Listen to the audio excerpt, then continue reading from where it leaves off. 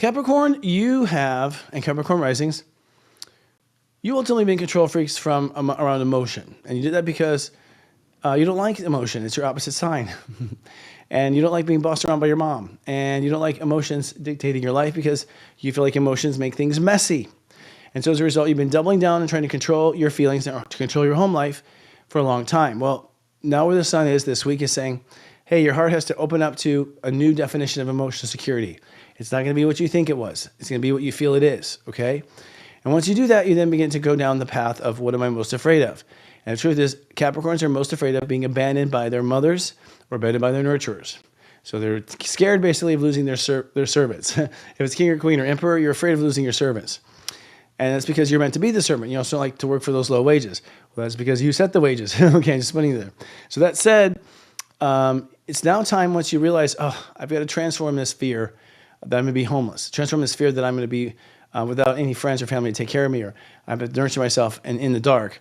Let that go. That's not true anymore. And when that happens, you then suddenly realize it's time to adopt a new attitude. You realize that your mental attitude has been extremely prejudiced to your karma, and that you haven't really been open-minded about what's optional and what's possible. And so with the Venus conjoining Saturn, you're going to open up and accept and receive a new contract with yourself and a new way of contracting your thoughts and your identities around your thoughts to go in a new direction. So you embrace and you repoint with the Venus on Saturn to think differently about how you think.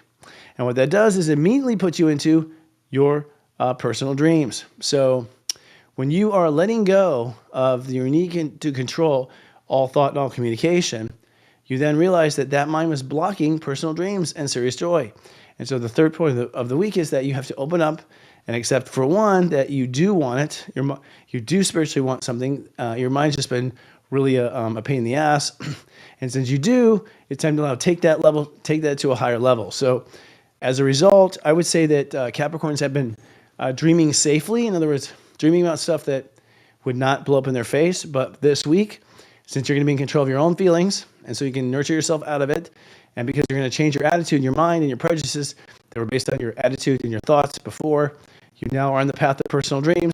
And now that you are, being a Capricorn, you're going to realize this is not enough. I want more. And so you're going to ask for more things for Christmas as a result.